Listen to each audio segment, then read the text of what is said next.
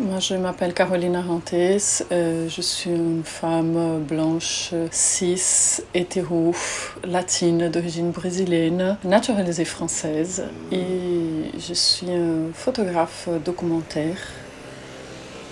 First Generation, on travaille sur une identité en construction. J'ai commencé ce projet il y a 6 ans. Ça m'a rendu curieuse de savoir comment ça se passait pour les femmes qui sont nées en France des premières générations, de construire cette identité à l'âge adulte en pleine conscience. Comment construire une mixité en conscience en fait.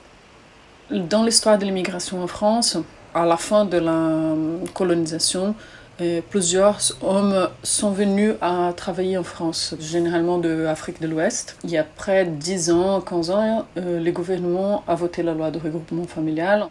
J'ai cherché des femmes donc, de l'âge adulte qui sont indépendantes, qui sont conscientes de leur double culture, nées après la loi de regroupement familial, ou venues très petites.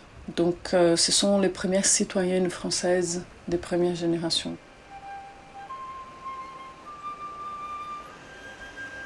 L'identité en suspension, c'est ces facteurs qui unissent à toutes ces femmes. Cette identité en construction, cette identité qui n'est pas encore ancrée, qui n'est pas encore ni établie, ni assumée par la culture française de certaine façon. Cela veut dire que ces femmes sont françaises, nées en France, mais elles ne se sentent pas appartenant à ces pays. Et lorsqu'elles sont en Afrique, elles sont vues comme des femmes françaises. Donc cette identité en suspension, c'est cette sensation de n'avoir pas une racine qui les forge. En général, la culture africaine, elle est la base de l'enfance. Et l'école française ramène la conscience de la culture française. Donc ces femmes, elles apprennent à être françaises. Et elles se sentent françaises. Mais à cause d'un manque de représentativité, à cause d'un manque d'inclusion, à cause d'être demandées tous les jours d'où elles viennent, ça les remet à un attachement plus spécial avec l'Afrique. Je dirais même un facteur de douleur et de mélancolie qui les fait des fois un peu enragés ou déçus avec la société française.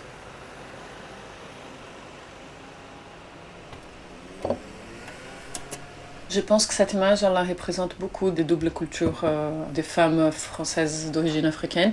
Elle est en train de poser pour une coiffeuse spécialisée en coiffure royale du siècle XVIII à plusieurs pays d'Afrique. Donc elle a là une coiffure resplendissante d'une femme qui est de la royauté africaine. Et comment elle se mélange entre cette culture qui garde dans cette mémoire ancienne et qui est à l'intérieur de ces femmes encore. Et à la fois combiner ça avec cette culture très occidentale de l'immédiatisme, de la consommation. Dans une cuisine complètement occidentalisée avec tous ces apparats, dans une vie vraiment quotidienne de rush, d'intensité d'une ville cosmopolite. Plusieurs femmes, en n'ayant pas l'opportunité qu'elles méritent dans la place professionnelle en France, elles vont construire leur propre business. Et donc cette femme-là, elle est en train de regarder son portable, gérer un peu son affaire autour d'une masculinité noire. Cette image, elle est importante parce qu'en France, on a une image de l'homme noir déjà. Même si elle est biaisée, la femme française noire, elle est un incognito encore. Et donc, cette femme, elle est cachée derrière cette image de l'homme noir et surtout cachée derrière l'image de la femme française. Ça fait partie de la culture française féminine, de l'indépendance, de l'autonomie, de l'autostime professionnelle.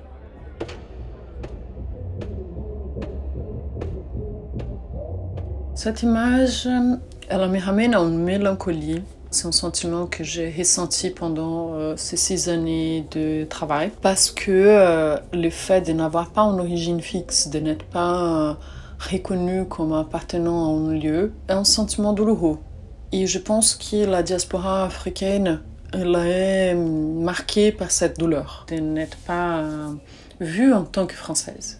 La touche qu'elle a de cette main me remet justement à cet contact, mais pas une intégration. On voit le poids de son épaule, on sent qu'elle apporte quelque chose dans cette épaule. En plus, il y a cette femme, elle est en train de descendre un escalier Donc il y a quelque chose de profondeur, n'est-ce pas, qui est en bas, qu'on ne sait pas exactement où c'est.